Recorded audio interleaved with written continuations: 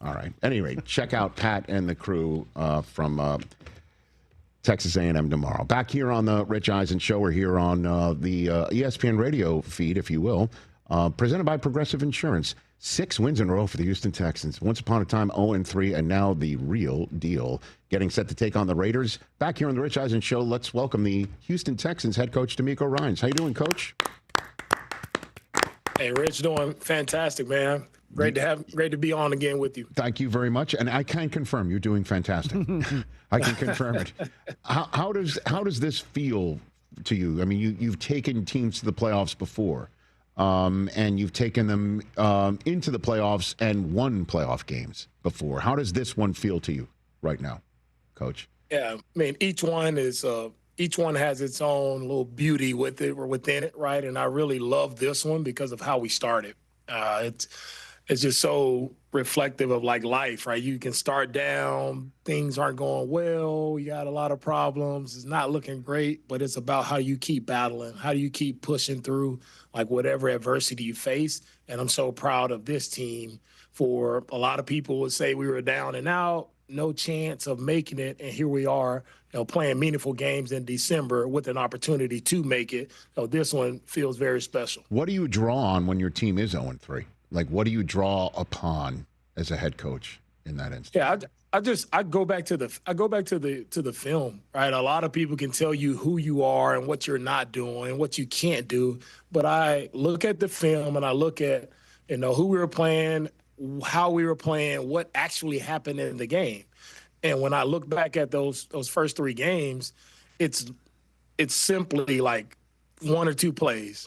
All right, we're in those games in the fourth quarter. It's 1 or 2 plays where if we make them, now we're 3-0 and we're the best team in the NFL. So I go back to let's be realistic and let's analyze things, with a clear mind and see exactly where we are, what can we correct, how can we as coaches help the players, right, to be in better position to make the plays we need to make to flip that. So we're winning those games in the fourth quarter, and that's what we did. But there's a belief issue in a locker room as well that you're going to have your finger on that pulse. What about that aspect, not just the X's and O's, Coach? Yeah, and the belief factor, right, that never wavers.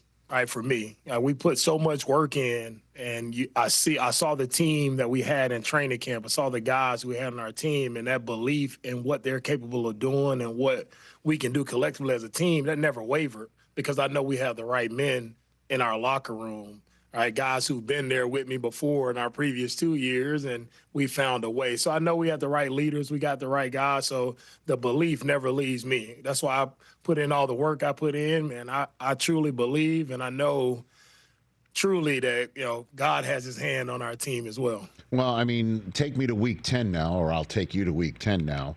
You're down 19 to the Jacksonville Jaguars. You're staring at getting swept by the team that did beat you back in week 3 to send you to an 0-3 start. Somebody taps you on the shoulder and say, you're not only going to win this, but you're going to win 5 more in a row after it.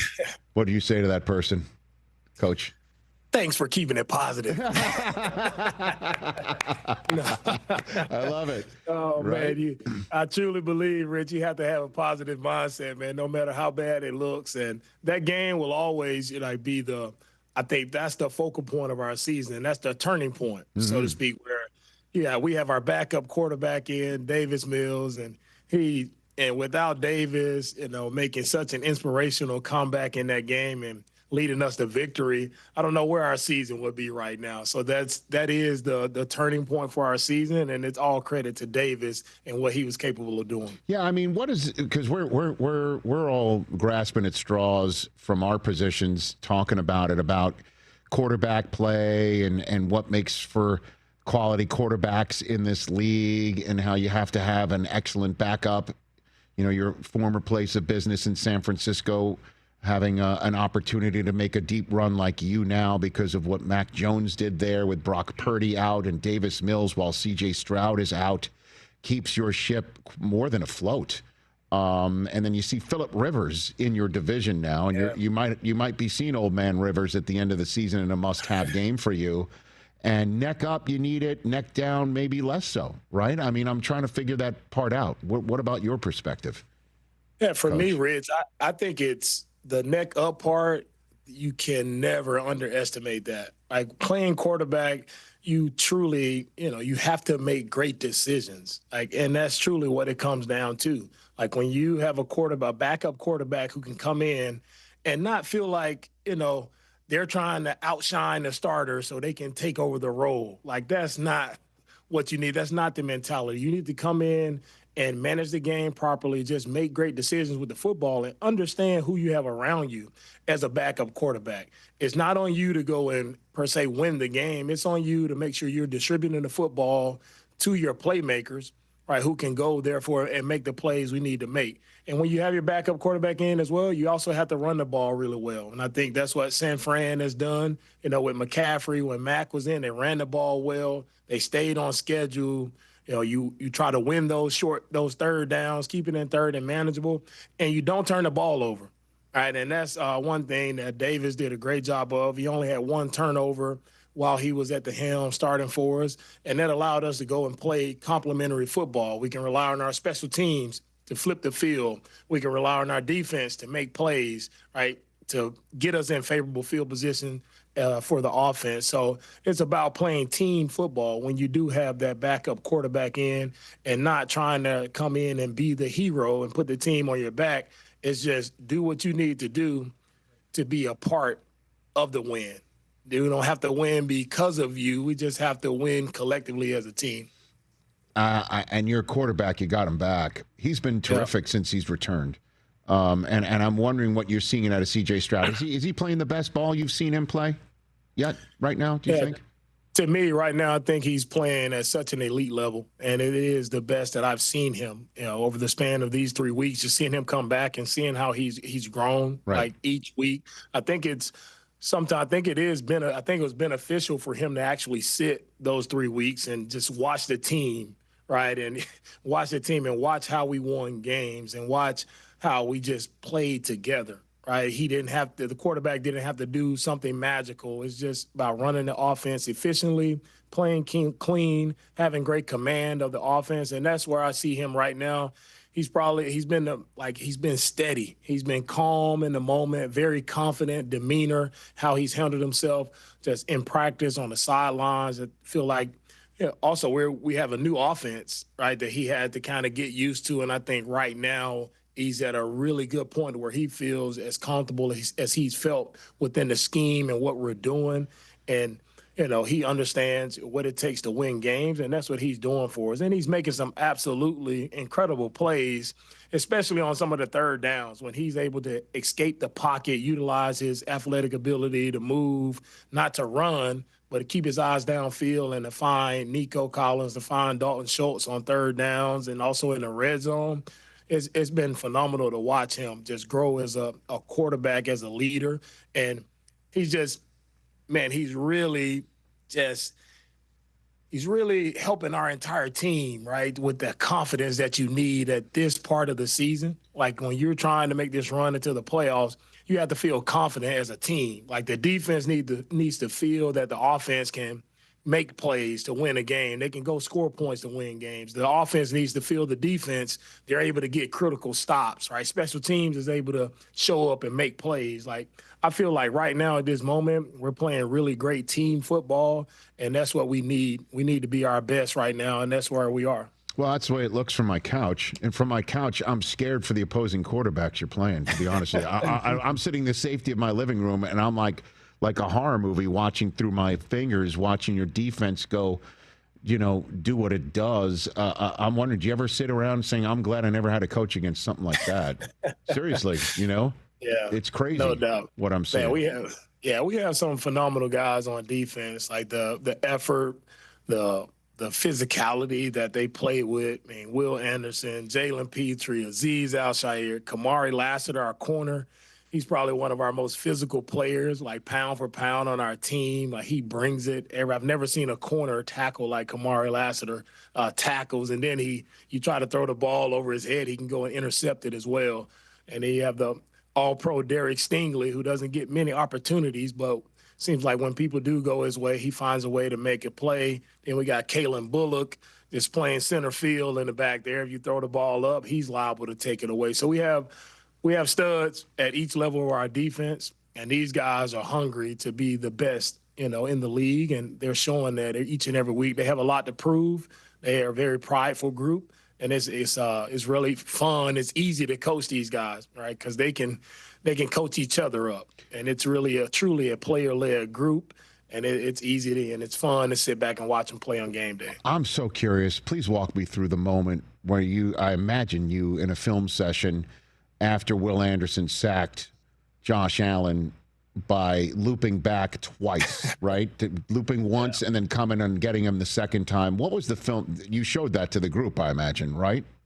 Yeah, for sure. Right? I have this huge sign in our team meeting room that says relentless, right? And I just point to that sign and say, you want to see what relentless looks like? What does it mean? It's not just words on the wall, but this is it in real life. And I showed the clip of Will Anderson like running over 50 yards to chase down an MVP quarterback. It's one of the best plays that I've ever seen. It's what I truly believe defensive football is about. It's about the pursuit. It's about the hunt. It's about imposing your will on your opponent, and that's who Will Anderson is. That's why he's one of the best defensive ends in this league. He's one of the best leaders that I've ever been around because he's intense. He's relentless every single day of the week, not just on game day, but it's also throughout practice. And there's no surprise to me by the things that he does on Sundays. There's no surprise because I've seen it all throughout training camp, all throughout the season as we practice. Yeah, and like it helps where he went to college too, right, Coach? That has a lot to do with it. You got to go to the right place. Yeah, that helps too to get on Demeco Ryans' radar screen, and certainly with the relentless play from Alabama, because I'm sure you knew exactly what he was doing at the college level when you drafted him, and that play was truly unbelievable. That was one of those moments that does stand out. It totally does stand out, and that's why I was curious as how you handled it as a coach afterwards, too. Yeah, it's one I have to highlight, and it kind of reminds me also of the play from the kid from Dallas who got knocked down on the punt play. Yes. He's knocked down several times and he gets up. It's like those two plays are like, that's why you love sports. That's why it's so many life lessons in sports, and those plays right there really define what sports is all about. And now, Demeco Ryans, 2 minutes left for the Houston Texans head coach. I feel like this could serve as my pre-broadcast chat with you because NFL Network is going to have Texans and Chargers. I'm calling that game, so I'm going to be. Oh, nice. Yeah, I'll be in the booth for that game. That's a massive game. You got one obviously with the Raiders before that, and you're taking it one at a time. I understand, and then you've got that last game of the year at home against Phillip Rivers. I just had my guys look it up. You've never sacked or picked him off, I don't think, in his career. Never. You never got him. You never got him. But it's wild, right? What you're seeing right now. He's going against the Niners on this coming Monday night. Unreal. Yeah, after our game on Sunday, I had to tune in and check him out because it's just so impressive to see a guy who's been coaching high school football to come back and to see him operate. And I was like, wow, like he is really going to give them a chance, right, to win this game. Of course, with the running back that they have and Jonathan Taylor, he does such an outstanding job. And Phillip was able to keep them on schedule. Like they did a really good job. And I know, he's going to be better. We'll see how he's feeling. 44 years old. After get hit a couple times and putting those pads on, and definitely, the recovery process, it slows down a little bit. But man, I'm proud for Phillip. I'm happy for him. It's such a cool story, for the entire league. Like you always got an opportunity, you always got a shot, no matter what. And you can see Shane truly believes in him. He's did a great job of leading this offense, just being there 1 week and giving them a chance to win in one of the toughest places to play in the league, to go up to Seattle and do what they did and have an opportunity there. It's impressive, right, to see him do what he's doing. So I'm happy for Phillip. Just not during the last week of the season. I bet, yes. No. Slow down, buddy. Not there. That's where the bedfellows become strange. That's for sure. In the couple minutes I have left with you, if you don't mind me just spending time on you, how are you a better coach now than when you first started with the Texans? Uh, You think right now, I think self-scout yourself if you don't mind. self-scout for me. For me, I really right now I think I've grown in an area where I had to just kind of step back as a coach. And first coming in, it was like I'm on this defense, and I'm gonna make sure the defense is right, make sure we're playing great defense, and kind of let the offensive guys handle it and do what they have to do. But I took a step back this year and just wanted to oversee everything. All right, really, truly be in a position to help all of my coaches. And I feel like I'm a better coach because I'm doing a better job of coaching my coaches, right? And I feel like I have better command on game day of all three phases and what's going on. How do I want it to look? What do I want to run? Like in all three phases, I feel like I'm in much better command now as a head coach. And hopefully my coaches feel the same way, that I'm helping them out a little bit more as well. But it's a lot less stressed out on game day, because it's like, even with like relinquishing the play calling, it feels like I'm actually able to, be able to do more. I'm able to help more. And I feel like I'm a better leader now just by doing less. Actually a better leader. I'm actually able to do more by doing less. And I don't know, again, I know you're taking it one at a time. That's what coaches do, and for good reason, because it's the NFL. But I'm sure you've peaked at the spot where the Super Bowl is being played. And for you to potentially take this team from 0-3 to that building where your coaching career began, what would that mean to you, do you think, to be playing in the field of genes, if you will, there in Santa Clara in the Super Bowl with your team? You're touching my heart, Rich. You're touching my heart there, man. That's you talk about, that would be very special. I spent a lot of time in that place, and knowing, what that would mean for me to be out there in Santa Clara playing in that one. It doesn't matter where it is in the coach speak, but to do it there, where I got my start in coaching, that would be very special, very touching, and it'll be a very fitting end to the year to make it out to Santa Clara for a really great reason. Certainly, if you look across the way, and the Niners are there too, which is entirely possible, as you and I are talking right now. It is. Now we're talking, man. You talk about a matchup. What a game that sure would be. It sure would be. In the meantime, good luck against the Raiders this week.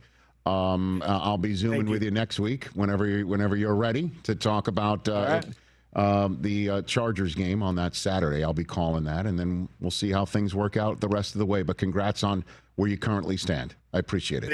Thank you, my man. Talk to you later. Right back at you. That's Demeco Ryans, the head coach of the